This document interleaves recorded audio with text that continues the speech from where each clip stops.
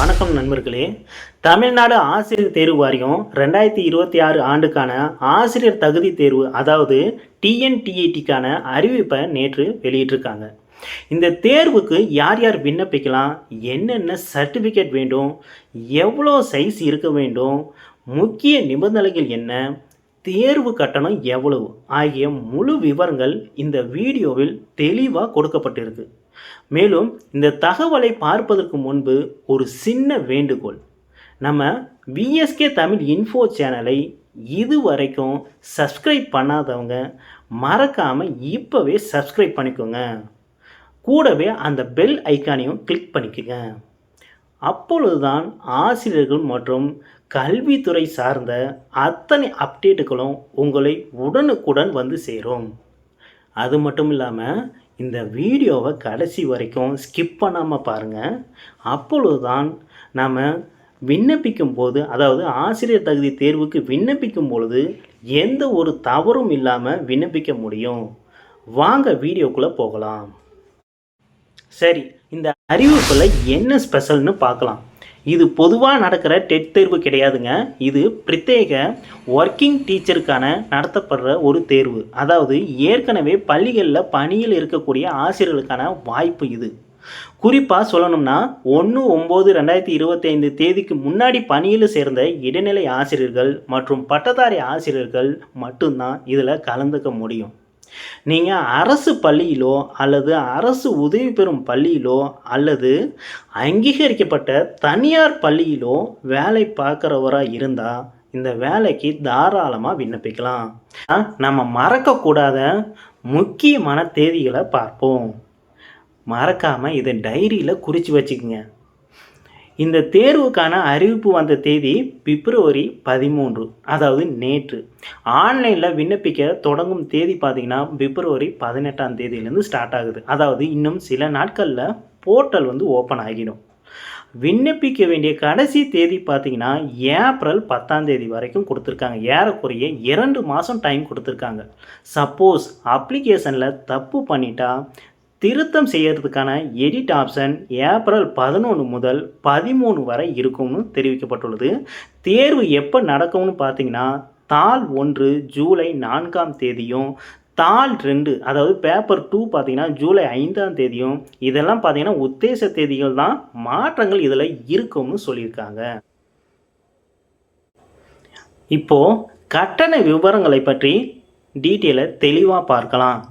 பொது பிரிவினருக்கு பார்த்தீங்கன்னா தேர்வு கட்டணமாக 600 ரூபாய் மற்றும் எஸ்சி எஸ்சிஏ எஸ்டி மற்றும் மாற்றுத்திறனாளிகளுக்கு கட்டணம் பார்த்தீங்கன்னா ரூபாய் 300 ரூபாய் என தெரிவிக்கப்பட்டுள்ளன.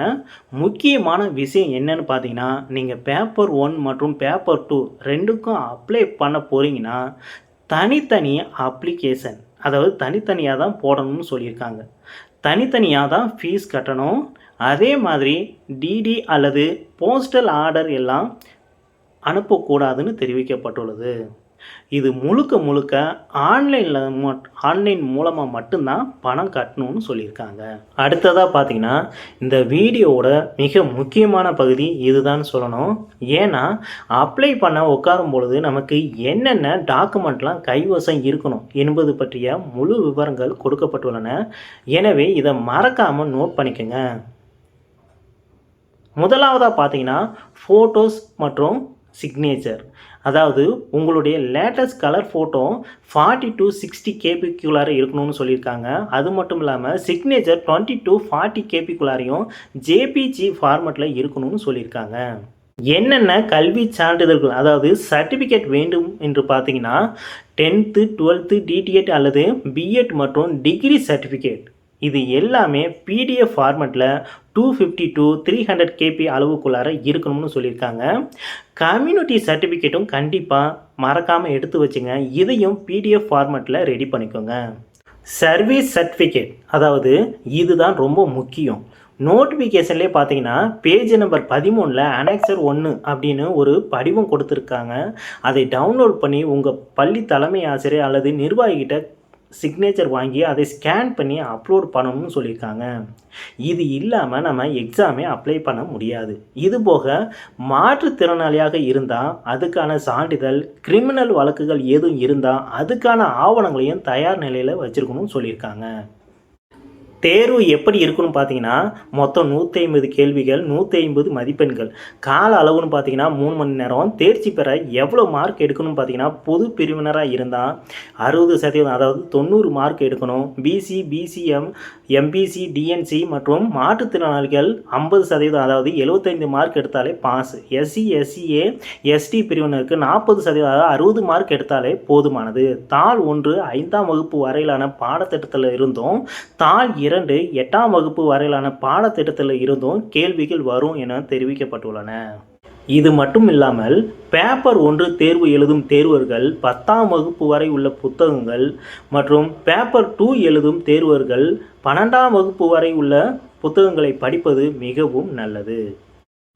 கடைசியாக ஒரு டிப்ஸ் நண்பர்களே, கடைசி தேதி ஏப்ரல் வரைக்கும் இருக்குன்னு அசால்ட்டாக இருக்காதீங்க. சர்வர் பிஸியாக வாய்ப்பு இருக்குது. அதனால் முதல்ல அந்த சர்வீஸ் சர்டிஃபிகேட்டை ஸ்கூலில் வாங்கிக்கிட்டு பிப்ரவரி மாதத்துக்குள்ளாரையே அப்ளை பண்ணிவிடுங்க. விண்ணப்பிக்க வேண்டிய இணையதளம் பார்த்தீங்கன்னா www.trb.tn.government.in. இந்த வீடியோ உங்களுக்கு பயனுள்ளதாக இருந்தால் லைக் பண்ணுங்கள். உங்கள் கூட வேலை பார்க்குற மற்ற டீச்சருக்கும் இதை மறக்காமல் ஷேர் பண்ணுங்கள். அவங்களுக்கும் இது ரொம்ப உதவியாக இருக்கும். வேறு ஏதாச்சும் சந்தேகம் இருந்தால் கமெண்டில் கேளுங்க. நன்றி, வணக்கம்.